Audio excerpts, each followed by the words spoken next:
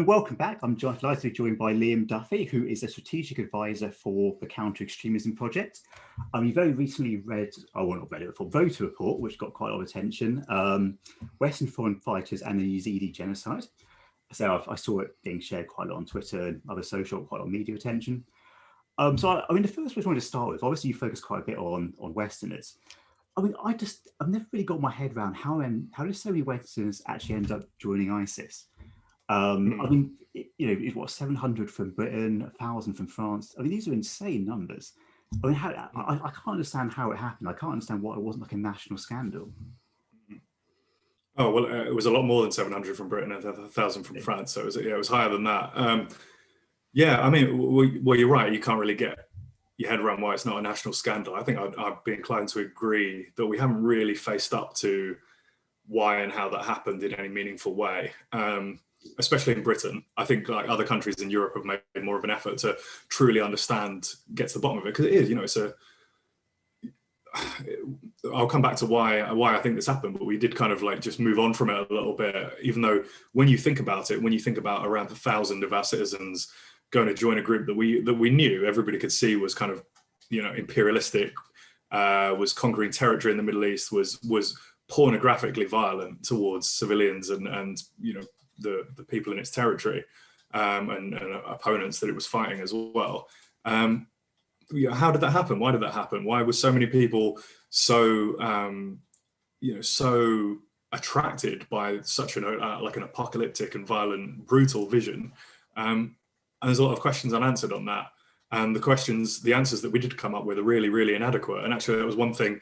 I'm a huge broken record on this, and I know I am, but I'm willing to be a broken record on it because it's important and we still haven't got it right. But like the answers we come up with are just kind of cliched and platitudes, talking about, it must be because of ISIS's like slick propaganda and like almost describing this kind of hypnotic power to the stuff that they were putting on in Dabiq magazine, was their English language magazine, on YouTube, on Twitter and stuff. And that's not how propaganda works. That's not how the recruiters worked. But that's kind of the narrative which has been internalized in our culture, that it was all to do with compared to every other terrorist group that came before, it was their propaganda was that much better that they managed to attract that many people. It's just nonsense. Yeah. And the other thing about it is, just briefly, sorry, I know it's a rambling answer, but that as much as the scale of it was unprecedented, like the numbers of people, like there was nothing unprecedented about the action itself. So we've had for about 30 odd years, and I think I said this last time we had a conversation, but for about 30 years we've had foreign fighters, what could be broadly conceived as jihadist or Islamist foreign fighters, traveling to overseas conflict zones. So Bosnia, Chechnya, Somalia, to link up with Al-Shabaab, the Al-Qaeda affiliate there. The early years of the Iraq War as well, a lot of Europeans went and fought there. So the numbers involved were bigger than we've seen before, but the phenomenon itself is not new. I think kind of scared about not having the conversation is, would you say the conditions are still in place? Like if something like ISIS was to happen again, another caliphate was to be declared somewhere, and it was somewhere which is relatively easy to get to, so not in the mountains of Afghanistan. Do you reckon we could plausibly see hundreds of Brits going and joining it again? I don't see any reason why we won't see foreign fighters go from Britain and Western Europe again and North America. I don't see any reason that won't happen. Obviously, I'm not going to say it definitely will happen. We've got no idea. But if history is our only guide, it's happened with, like I said, it's kind of happened with every conflict where there has been, where Sunni Muslims have been engaged. So that gives Al-Qaeda or ISIS or the jihadist groups the narrative that they need to say that Sunni Muslims are being attacked and oppressed and stuff like that.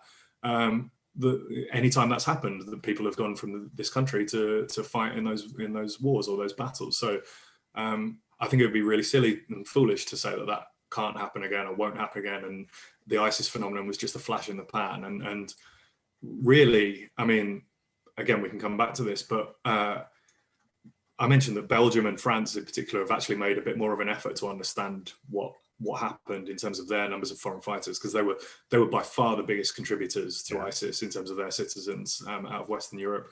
But you can trace the foreign fighter flows from certain areas back to a handful of guys in like the early 2000s and the late 90s. So people who have fought in other conflicts and come back. So even like the Charlie Hebdo attackers. I know they didn't join ISIS, but they were involved in a network that was funneling fighters to fight the American occupation in Iraq in the early 2000s. And then like over a decade later, there's obviously one of the most significant attacks in the West in modern history. So these networks have existed for a long time, and they've built and built and built. So there's no reason to think that the returnees from this conflict won't have a similar impact in the future in terms of their ability to socialize and recruit and radicalize future generations. So yeah, I think I'm not going to say it definitely will happen, but we need to be prepared and accept the possibility that it would happen. I mean, it almost seems to me that Westerners were kind of overrepresented. I mean, it wasn't just a case of there being like a few Brits. It was, if you look at the total number of Egyptians, I won't say, and obviously, Egypt's a Muslim majority country. It's got a bigger population than Britain. I mean, per capita, or certainly per capita by Muslim population, the UK was sending vastly more. Or this is how it seemed to me. I haven't got the figures in front of me. But it felt that the UK, France, Western Europe were sending vastly more than even some neighbouring Muslim countries. I mean, I didn't totally understand why that was. Was that just wealth, kind of ease of travel, a stronger passport, or was it something that's actually gone quite badly wrong in our societies? I can't kind of verify those figures, to be honest. I don't know about the per capita figures. I mean, some like Muslim majority countries were massive contributors, like Tunisia is a good example. But it follows on from my previous answer that a lot of this is to do with networks that have been in place for a long, long time, not just sprung up overnight. So a lot of the Tunisia foreign fighter flows, for example, can trace their roots back to a group that's been, laying the groundwork for 2 to 3 decades in Tunisia. So, and you see a similar thing in Europe, wherever kind of militant Islamist and jihadist recruitment networks have been able to really prepare the ground for literally decades, 2 to 3 in some cases. That's been the key difference maker. So, and again, so much of this is territorial, like in geographical, which we didn't really appreciate because we framed it all as an online phenomenon. So I think 4 or 5 European countries were responsible for 75 to 80% of all of the foreign fighters that came from Europe. So you're looking at France, Belgium, UK, Germany, Scandinavia as well. But then a lot of countries didn't have that many foreign fighters at all. And then if you drill it down, even within those countries, some cities produced a lot of foreign fighters, like Toulouse or Nice in France. Some cities produced almost none, like Marseille, which is a city twice the size of Toulouse and Nice. And you see similar things happen in the UK. Like, I know there's not been the scale of studies in the UK, but there are some places, large cities which were relatively unaffected by the phenomenon. What you're really looking at is networks and groups and movements that put their roots down a long time ago is the difference. There's a lot of complicating factors that need to intersect in one location for this to happen. It's not, which kind of dispels both the kind of liberal consensus on this and the far right narrative. The liberal kind of well-meaning public sector consensus on this is that it was online, or it was structural factors like discrimination or poverty and things like that. But actually where people come from doesn't match up well with where there are those socioeconomic conditions. Likewise, the far right would say, this is all about Muslims and Islam, but actually, if you look at areas where there are large Muslim populations, many of them were relatively unaffected by the phenomenon. So neither explanation really adds up. In terms of kind of like pre-existing networks, how important was, because obviously in the UK with Al-Majroon and its various kind of reincarnations, was that like quite an important part of certain towns and cities? Yeah, I mean, there's one really good piece of research or a report was, I know they mainly work on the far right, but Hope Not Hate, the organization, I don't know if you come across them, they did a report on Al-Majroon, and there's a really helpful map in that report which shows the sheer number of terrorism arrests and offences committed in a very, very, very small kind of geographical area. And it's around the area where Al-Majroon was highly active and operating. So certainly they were influential in both in foreign fighters and in terror offences that came before the ISIS phenomenon. But it's not just them. I think that in itself is also an easy answer, is to say, this is all Anjem Choudhury's doing or something like that. And that's not, to me, that's not a satisfactory answer either. So. I also found it interesting in your books. You mentioned it earlier about kind of the pornographic violence, and obviously about the treatment of the Yazidis in particular, genocidal treatment. Is that for some people it wasn't kind of an irrelevance; it was almost part of the attraction. You know, the idea that they would be able to go and do horrendous things to non-believers or take people as sex slaves or whatever. I mean, you know, that wasn't incidental. That was part of the appeal. I mean, do you think that was the case of quite a few people? Do you think that's what they were going for? No, not exclusively. Look, the kind of ideological, theological justification for slavery in times of war exists in some circles, like for example, in the ALM network, in some of the more militant Salafist networks around Europe, for example. So certainly, I think it's best to say people weren't deterred by it. Certainly, I don't know. I couldn't tell you if somebody went there with that express reason to be able to kind of, you know, get in on that, in the bloodshed and the enslavement, sexual enslavement of people. Although in some instances it may have been a kind of add-on incentive. But I think people went there because they believed what ISIS was doing. They believed that it was the resurrection of the caliphate. And there's an academic in France called Bernard Rougier who put this in it's a very French sounding way of putting it, but I think it's quite good. He said that a lot of the people who traveled to ISIS were kind of already trying to implement Sharia in their day-to-day life in France. So their interpretation of Sharia, I should add, which obviously is not the same as many other people's, but they were already trying to live as kind of pure life as possible in certain neighborhoods in France. So he I think the word he used was, for many of these people, they were already living in a kind of imagined caliphate, and then ISIS came along and made it an operational reality.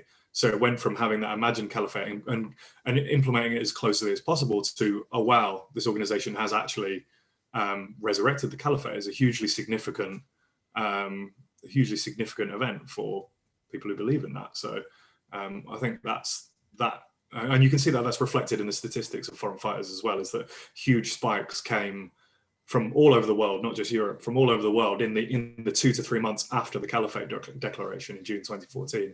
So, it clearly had some resonance for a lot of people. The sexual slavery of Yazidis was a part of that. So kind of, obviously, generally speaking, when some group carries out a genocide, they try and downplay it. They don't boast about it. So, I don't know. So say for example, what Serb paramilitaries were doing in the former Yugoslavia. But ISIS seemed quite weird, but they actually seemed to boast about it. They featured actively in their propaganda. They weren't at all ashamed of it. And presumably that was theological. That that was where their kind of pride came from. Yeah, no, that's absolutely right. I think I tried to mention that in the report, is that some of the evidence we've got comes from their own propaganda on this. Yeah, you're right. The Soviet Union didn't want people to read the Gulag Archipelago, so even though that was everybody knew that was going on and that was the reality. Obviously, they tried to downplay it, whereas ISIS was quite open in its English-speaking propaganda. But obviously, we need to stress ISIS was not a Western group, so we're talking a lot about Westerners here and English language propaganda. This is just in some ways kind of scratching the surface of what they actually were. But that's just obviously we're in Britain, so we're going to talk about it from that angle. Yeah, in terms of their kind of theological justification, yeah, I mean the two of the guys who have been the least obscure about what they did were the two surviving members of the Beatles, the cell that Jihadi John was a part of, Mohammed Emwazi, so Alexander Coty and El Shafi El Sheikh, and they said in an interview with Jenan Moussa, a Lebanese journalist, who by the way is fantastic and has done some of probably the most work out of any journalist to kind of expose ISIS crimes against Yazidis. She pressed them quite hard on the Yazidi crimes, and they kind of shrugged their shoulders and said, well, it's been part of war, it's been part of human history forever. We're not just gonna stop doing slavery because Britain or America just decided one day it wasn't okay. So that tells you a lot, that this for them is practicing their ideology. Yeah. I mean, obviously, in kind of ISIS propaganda, or certain propaganda that was aimed at the West, Westerners featured quite prominently. So, you mentioned obviously Jihadi John, but there were quite a few kind of high-profile Westerners. But were Westerners getting any real positions of power within ISIS itself, or were they very much, either foot soldiers or kind of propaganda material? I don't know too much about the inner workings of the leadership, but I don't think at kind of leadership levels. No, I don't think so. Like I said, it was a non-Western group. Like, its leadership was made up of a lot of guys who were part of the original insurgency when there were Al Qaeda in Iraq. Some ex-Baathists, ex-Saddam Hussein regime, and some tribes who allied themselves with the group. So yeah, I think they played an outside role in propaganda, and certainly there were some accounts of people, being commanders of small units and things like that. But I'm not aware of any. That's not to say it didn't happen, but I'm not aware of any cases where they kind of had an input on the operational realities of what ISIS was doing. Certainly not theologically either. And one thing I didn't totally get, which I now kind of appreciate, is that ISIS treat different religious minorities differently, or at least they theologically argue that you should. I know in practice they don't always seem to go along with that.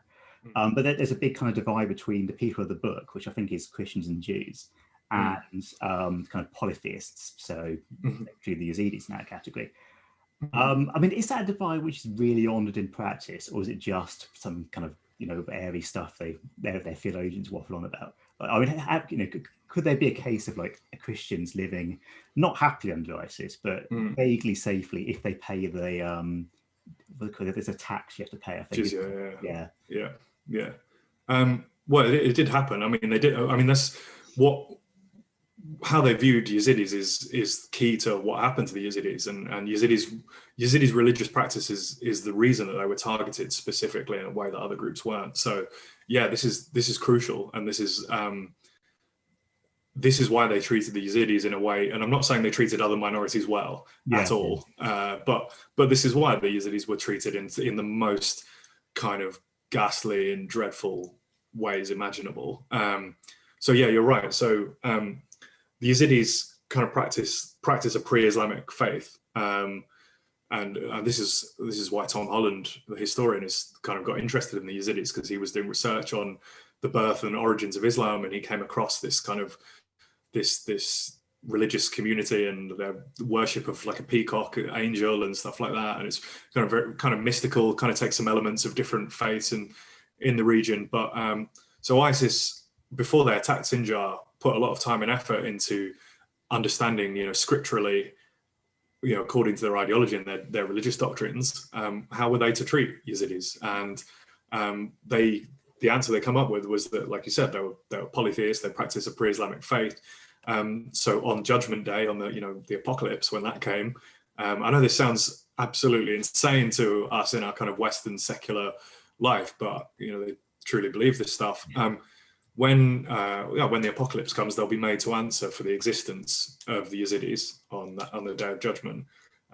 So they, and this is I try and stress this, it absolutely is a genocide, because they attempted to wipe them off the face of the earth.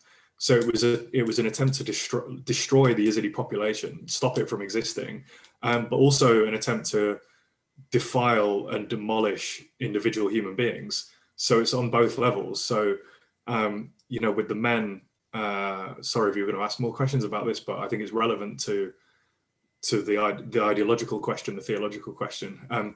With the men, what their scholarly rulings told them to do was execute them on the spot and throw their bodies into shallow mass graves. With the women, it was to take them into sexual enslavement. With the children, it was to, well, obviously, if it was a young girl, in many cases they would be sexually enslaved as well. If it was a boy, they would be converted and they would have to be trained as a kind of cub of the caliphate, the next generation of fighter. So that in itself, that child indoctrination, is a destruction of the individual and the religious community.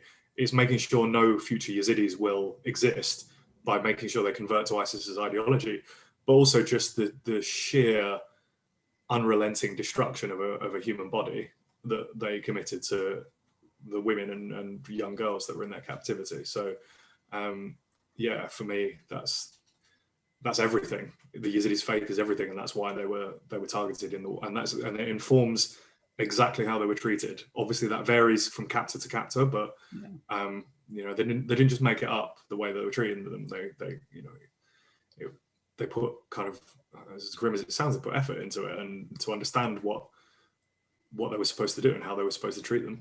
Yeah, I mean, do you think there's almost a bit of a problem that I mean, you speak to kind of a lot of, you know, British people about groups like ISIS, and I mean, and I was guilty of this until quite recently. They don't quite understand that they actually mean what they say, if that makes sense. Like, you know, it just seems so bonkers, and you're like, well, that can't be the reason. It must be because you were poor, or because someone was racist to you, or something like that. But they, you know, they literally do. This is their worldview. This is literally exactly what they want. Do you think that'd be a fair summary? Especially a lot of Western liberals, it doesn't make any sense. So they ignore it or try and reinterpret it. Yeah, I would. I think you're right. I think we do struggle to understand that people really do hold those beliefs. I would encourage anyone who isn't sure about that to read Graham Wood's article in The Atlantic from it was either 2014 or 15, called "What ISIS Really Wants." It's a long essay where he addressed this question head on. You know, the time there were the debates: should we call them jihadists or Islamists? Should we call them ISIS? Should we call them another name because, you know, they're not Islamic and stuff like that? There's a big difference between saying, by the way, this is a slight tangent, but there's a big difference between saying they're nothing to do with Islam and they're nothing to do with Muslims. Like, of course, they're nothing to do with the vast majority of Muslims. Like, that's not in question. But to say it's nothing to do with Islam is silly. Like, and this article addresses that head on, and I think it still might be the most read article in the Atlantic's history, which is pretty impressive because the Atlantic is, you know, one of the, you know, most prominent magazine, journal, whatever you want to call it. And Graham Wood wrote the book Encounters with the Islamic State: The Way of the Strangers, as well, which tells you a lot about their kind of belief systems and practices. So I'd recommend, I mean, if you want something accessible to understand exactly how sincere their beliefs are, I think that's as good a starting point as any. And obviously, because of the way he tackled it, it was extremely controversial at the time. But I don't think it's in dispute. It's not in dispute. It's not an interpretation of faith that the majority of their co-religionists share, but it's an interpretation of faith nonetheless. Yeah. I mean, to what extent? Because I mean, obviously, I think there was a big Yazidi community. It's kind of around the Sinjar Mountains area. Has that been able to kind of reform itself? I mean, I know that you know, Yazidi sex slaves keep popping up in kind of ISIS camps, or as in where the displaced ISIS refugees, or whatever you want to call them, are kept. But has the community managed to restructure itself, or has it really been kind of atomized and spread across the country? No. A lot of them haven't returned to Sinjar. A lot of people.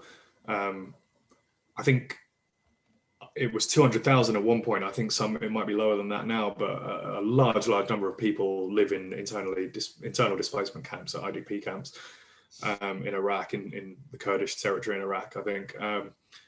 They've not been able to recover. I mean, one of the real tragedies of this, and this is why, not to make comparisons between awful atrocities, but, you know, one of the awful things that comes up when you read about the Holocaust is about the way that people felt betrayed by their neighbors and things, you know, people that they'd grown up with and stuff like that. And the same thing happened with the Yazidis, like that people can't trust their neighbors now. They don't want to trust the kind of non-Yazidi people that they grew up with, because they either turned a blind eye, abandoned, or in some cases, you know, were members of ISIS and joined ISIS or sympathized with them.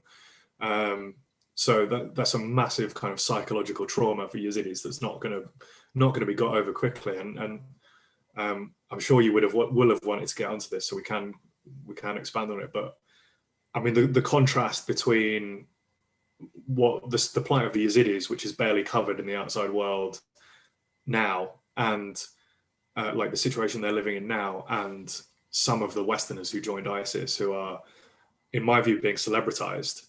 And in some cases are living, you know, look, not to get into the legal complexities of what these people's situation, but in some cases are living in much, much more comfortable conditions than their victims. Yeah. But they're still, I just wish a kind of as much attention was given to the people who they tormented as the tormentors. So I think there's a real problem of celebritization at the moment of people who joined ISIS, but we can talk more about that. I mean, you mentioned Tom Holland, and I think you did a kind of video thing with him, and it's something quite interesting. He said that he'd been speaking to, I think he's speaking to a Yazidi man who's, I can't remember the details, but it's sort of his children have been abducted. It's absolutely horrific story, yeah. But the quote that really struck with me was that, in the West, the Christians will be looked after because there's Christians in the West, the Muslims will be looked after because there's Muslims in the West, but the Yazidis will be forgotten about because there's no Yazidis in the West. I mean, do you really think it is as simple as that? It's just there is no kind of lobbying group to kind of raise their plight and keep it in the public eye? It's partly definitely because of that. I mean, they're a tiny community. There's only a few Yazidis scattered around Europe and North America. Some of them do an amazing job. They've started NGOs and civil society groups and things like that. But there's a broader problem as well. There's the broader narrative that we talked about right at the start of how people joined ISIS, where we've kind of inverted the victim aggressor relationship a little bit to make these people sound more like the victims of, they're the victims of ISIS as much as anyone else. Like they were recruited and therefore they're a victim, which is a really morally unserious whole discourse around this subject. So I think there's that to grapple with as well. They're not visible. No one had heard of Yazidis really before. Well, I certainly hadn't. I'd never heard of the Yazidis. I don't know much about the region, so I'd never heard of them. But it was just obviously, like a lot of people, horrified by what happened at the time. There's a lot of reasons. I mean, it's not to get too into it, but you see, I mean, almost every day at the moment how different people's deaths and different people's murders are kind of politically weaponized according to whatever narrative they can be wedged into. I won't go into too much detail on that because there's a whole other argument. But I mean, what happened to the Yazidis doesn't really fit neatly into a narrative that can be politicized or weaponized. So I think in some ways they're like it's the wrong type of victim, the wrong type of perpetrator. If it was something else, maybe it would be different. I mean, if it was the Israeli army doing it, there would be hundreds of thousands of people protesting on the streets of London, etc., etc. So one thing that surprised me about your report is that I think you were saying that I can't remember the exact figure, but it was something like 450, 500 people, Brits that fought with ISIS, have come back to the UK and have basically just been allowed to reintegrate into society. They face no legal sanction at all. I mean, that just seems incredible to me. Also, it seems that a huge accident waiting to happen, to put it bluntly, because I imagine the public won't be very tolerant if some of those people turn out not to be as de-radicalized as perhaps they were hoping. I mean, why is that? Is that because we just haven't got the legal mechanisms to charge them, or is it a legal thing? I don't quite get it. Yeah, no, it's a lot to do with that. I mean, in some cases, there was a deliberate policy of not securitizing returnees, especially like the early returnees. I mean, there was a kind of prevailing wisdom that could be counterproductive, I think. In some ways, I don't think we were prepared for returnees. Like I said right at the start, there's been years of foreign fighter flows, and we never really put the legal mechanisms and the laws into place to deal with fighting in foreign conflict zones for ideological causes, which we should be doing now. In case there's another, I mean, some things were put into place, like if you fight in the there was the law about if you fight in a certain conflict zone where terrorist groups operate, you can be charged just on that alone. So, but you can't apply that retroactively. Excuse me. But the really telling thing was with, again, to mention the Beatles, the two surviving Beatles, who have obviously been offloaded to the US now, which is that's the best possible scenario, really, because they are unlikely to ever be let out again, which I think is the appropriate fate for them. But I mean, this is all in the public domain. The Crown Prosecution Service basically said it had no confidence in being able to secure a conviction against those two guys, who are like, if you can't secure a conviction against those two, for whom we have like witness statements, we know more about them than almost anyone else who joined the group and what they did, and we know that they were connected to Mohammed Emwazi himself, who obviously executed people on camera. we can't secure a conviction against them. That's a pretty poor state of affairs that we need to do something about desperately in case this happens again. But I mean, it's a shame we can't do something now, but that's part of the reason the kind of prosecution rates have been so low, is that proving activities in a conflict zone is enormously difficult, and it's part of the reason that no European government certainly really wants to face up to the people stranded in northern Syria now, like the men who are in Kurdish detention and the women who are in camps like Al-Hol camp. They're just kind of hoping it will go away, which to be honest, is not a good situation, but I understand that. I understand why they're not tackling it, because what it means is potentially hundreds of kind of battle-hardened, trained and ideologically committed extremists back on the streets of Europe, because the chance of securing any kind of conviction is so slim. There's no good or easy answer for that one, which is missing from a lot of the debate. A lot of, there's, especially on like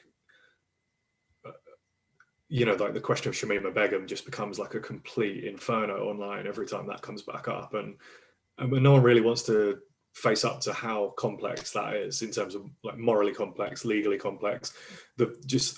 I'm not a fan of the she was a vulnerable, groomed victim narrative, but she also was young, very young at the time, and that needs to come into it. So it's either she was a completely vulnerable victim herself, or she's a complete monster and beyond the pale. And again, are either of those right? No, I don't think so. I just think the issue of what to do with these people has been consumed by culture wars like everything else. So there's not an easy black and white answer to that at all. I mean, the Kurds must be sick to the back teeth of having to, babysit a couple of thousand Western jihadis. I mean, what I suppose they tolerate it because they've got no choice. But I mean, do we help them financially? Do we help them secure them? Or are we doing anything? Yeah, I think so. I don't know too much about the realities on the ground. There's talk recently about setting up a tribunal, like an international tribunal, and there's some lawyers on the ground, some legal experts who are trying to see what can be done with these people. I don't know the answer. I'm not a legal expert, and I'm not. So it's. I mean, my motivation for the report, I think, I hope I got this across, was as much as anything, if we can't secure convictions, it was to kind of nudge the needle of debate a little bit and remind people of exactly what these people did, because I just feel like it's completely forgotten and missing from the debate when we talk about returnees and things like that. It's all, are they a security threat or are they not a security threat? Were they vulnerable? Were they not vulnerable? Are they monsters? Missing from all of that is the potential that they've committed atrocity crimes, so war crimes, crimes against humanity, which considering only a handful of people have been charged in Germany for that type of crime, it's a safe bet there's a hell of a lot more people who have come back or who remain in the conflict zone who were involved in those crimes. So if we can't do something about it legally, we can't forget it. So the German case is interesting. I think is that kind of linked to the Lebanese journalist you mentioned as well. One of them is. Yeah, because so how many cases are going through at Germany at the moment?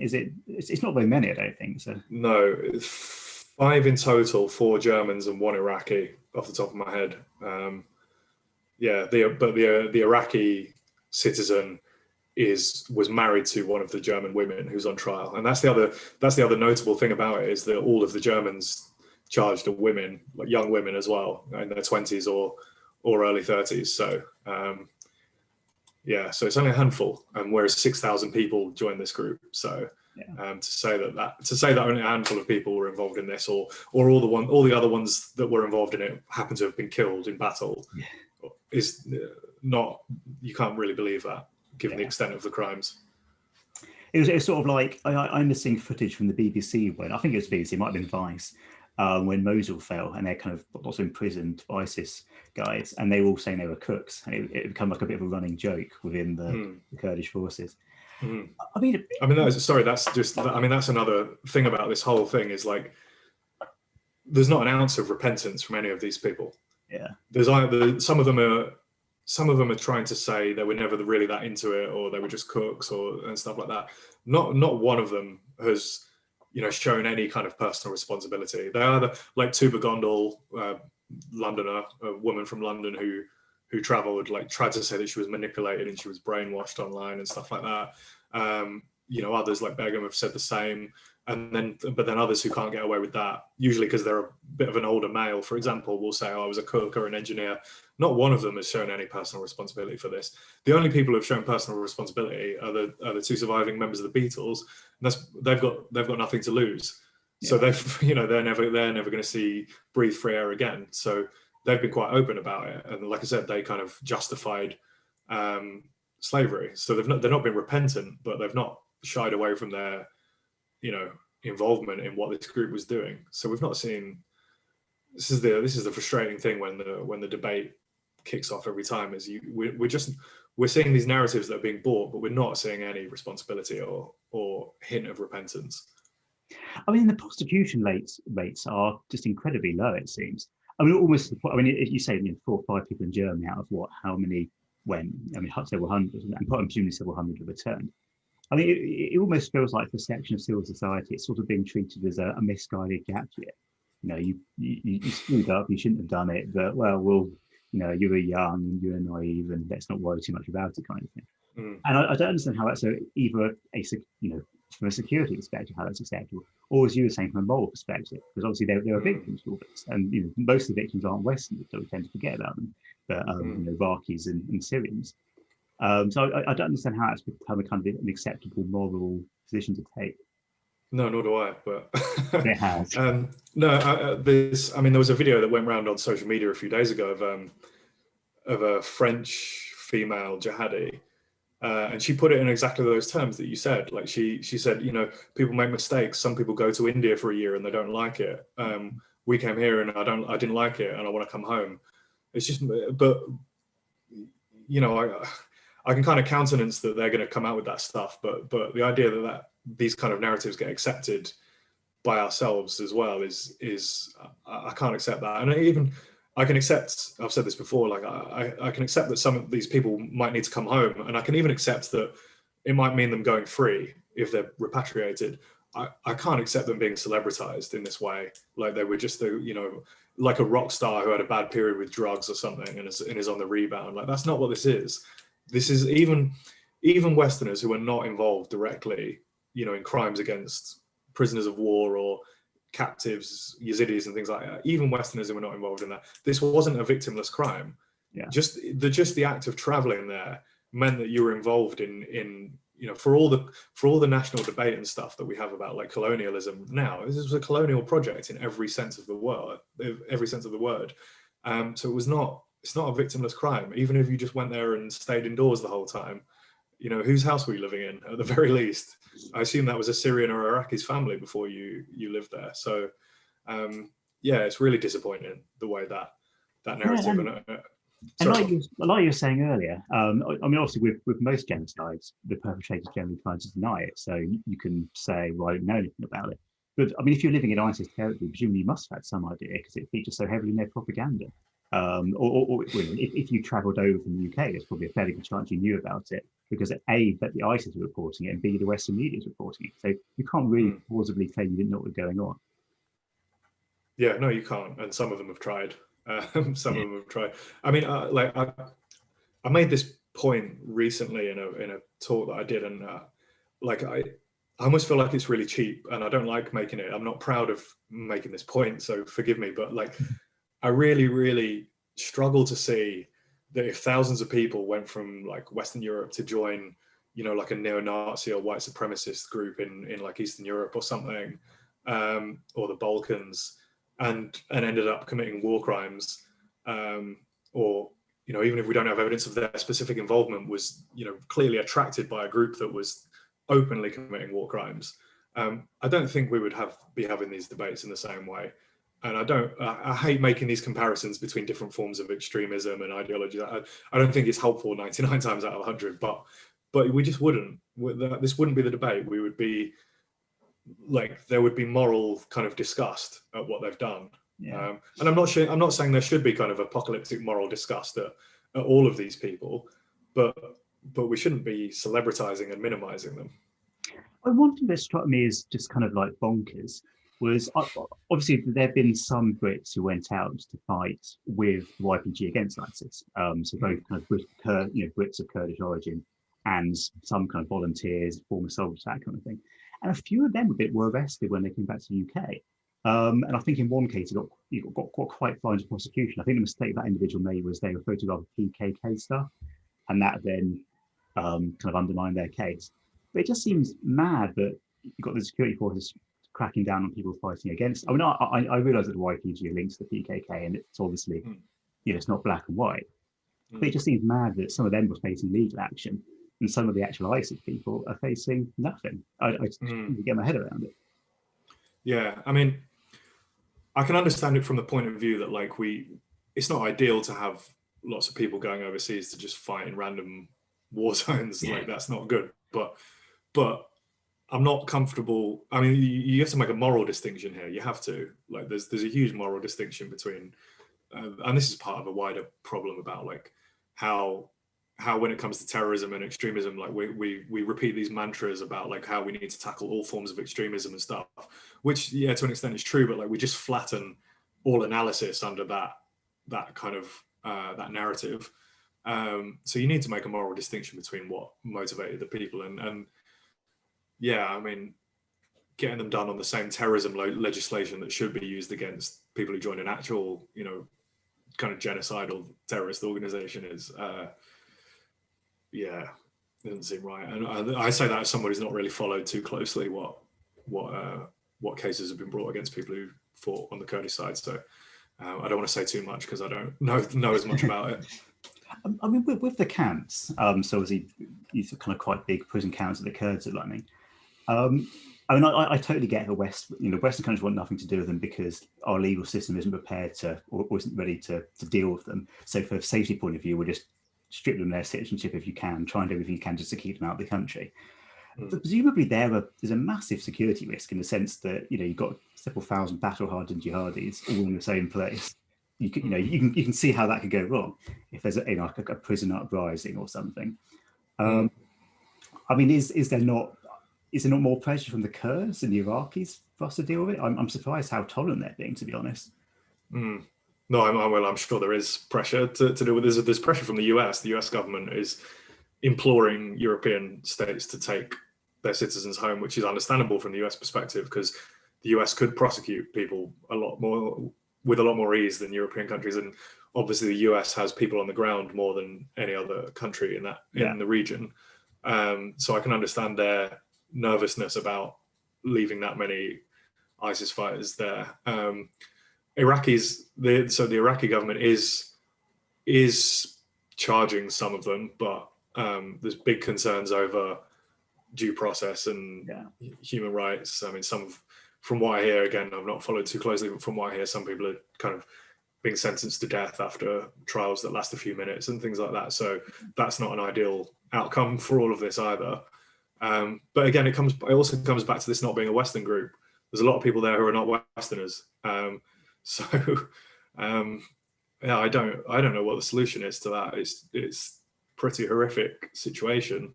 Although, to be honest, probably if there was a bit more coordination, we could have seen coming. Like, we knew ISIS was going to be defeated for a long time, so I don't really know what was put into place to deal with this eventuality, but it seemed like a likely outcome. Yeah. And obviously, I mean, with the Kurdish area, I mean, that doesn't seem totally stable. So I think it was it last year, the year before, that the Syrian regime made a big push into kind of the Kurdish zone. No, sorry, I think the Turkey made a push downwards, and then the Kurds kind of came to an arrangement with the Assad regime, basically said they weren't massacred. But presumably, if these camps were to fall into the hands of Assad, I mean, it would be a massacre, wouldn't it? It would just be. I mean, I can't see Assad looking after these people in the same way that the Kurds are. I've got no idea, but I mean, you never know what's going to happen. I couldn't see the Americans letting that happen, but although the Kurds would say after that Turkey incursion that they're not the most reliable partners on the ground for that, so you can't really count on them. Yeah, I don't know. Who knows? Honestly, who knows? Like you said, there could be a breakout. There could be a mass uprising. There could be a breakout attempt from like a resurgent ISIS faction. I mean, that's what we saw. That's what we saw in the early days of ISIS. Was there were a lot of those the Breaking the Walls campaign, where they went around prisons in Iraq and breaking out kind of seasoned jihadis, but also everyone else they broke out, giving them the opportunity to join the organization. So it's a kind of well-known strategy of jihadist groups to break out their fellow travelers from prison. So it's a very volatile situation. No idea what the answer is, honestly. Obviously, you're expert in counter extremism, and a lot of too kind. Obviously, it's too kind. And a lot of the extremism seems mutually reinforcing. So I don't think it's a coincidence that the anti-Islamic Tommy Robinson movement resurged around the same time that ISIS was in the headlines a lot. So kind of 2015 to 2017, that rough time period. And it seems to have retreated a little bit. I mean, I know the social media bans and things had an impact. It seems to have retreated a bit since then. And it certainly seems to me that if you want to deal with far-right extremism, which of course we should want to do, including sometimes violent far-right extremism, so the Christchurch attack, the Finsbury Park Mosque attack, one of the key elements to dealing with that is dealing with Islamist extremism, because it seems for the moment to be largely reactive, or certainly to a significant extent reactive.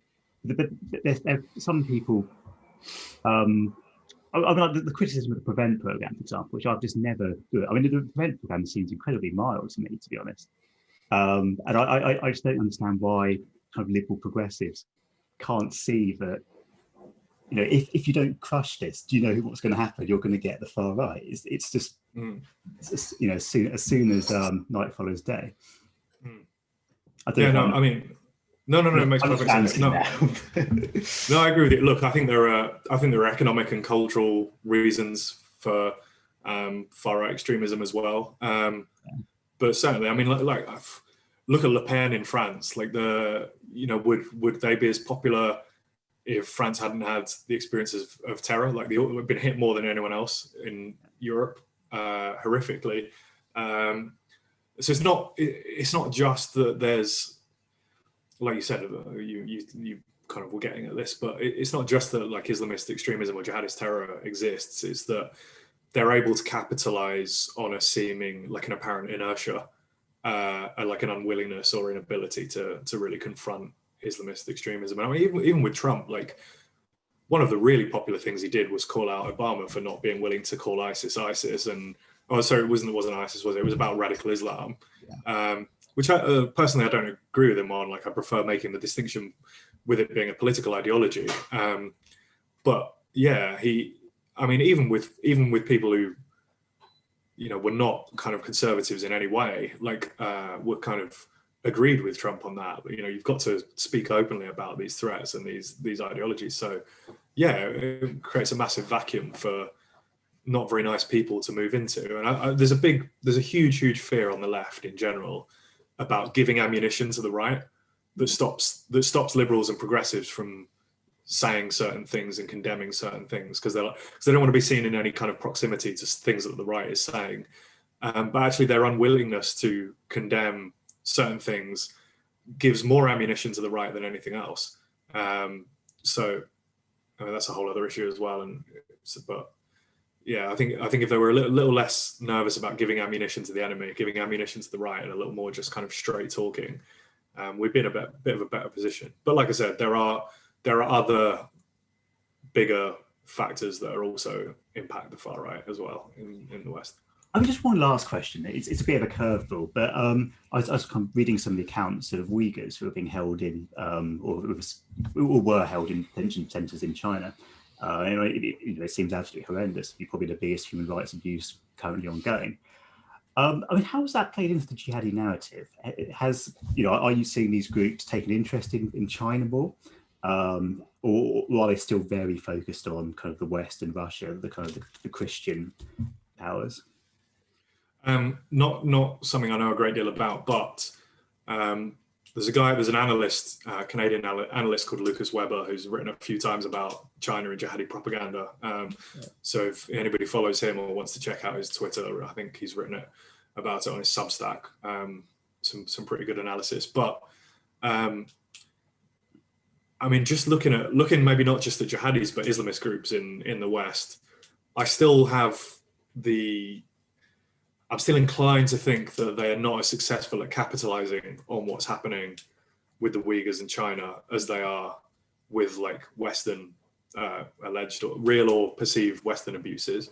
And a lot of that's cultural. Like a lot of early Islamist movements, like the Muslim Brotherhood and Jamaat-e Islami and groups like that were founded in Muslim Brotherhood.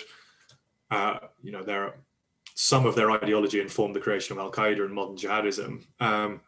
They were very much founded against the backdrop of Western colonialism, like British colonialism in those cases. So there's a very kind of strong cultural grounding for them there. And even Martin Frampton wrote a huge study of the Muslim Brotherhood. Like one of the recurring themes in that is how paranoid they are about the West, and how the kind of movement in itself just perceives itself in opposition to the West, and sees the West as an existential threat to Muslims and Islam. So just, it's not, China, for example, isn't in the cultural DNA in the same way for Islamists. That might change. They might be much more successful capitalizing on it, but certainly, like you said, I mean, if Israel or the United States or France was doing something, I think they'd have a lot more success in capitalizing it, because the narrative is resonant in a way that China isn't. Is China's so distant, and there's not that historical resonance to pick up on. Like Bin Laden called the USA and Israel like the Crusader Zionist alliance. Yeah. Very deliberately use of the word Crusader. There's centuries of history there, and it's kind of culturally significant and embedded in cultural memory in a way that interactions with China aren't. So, I don't know if that vaguely answers your question. No, definitely. But no, it's been really obviously a very depressing subject, but it's been really interesting. Thanks a lot for your time. No, thank you for having me again.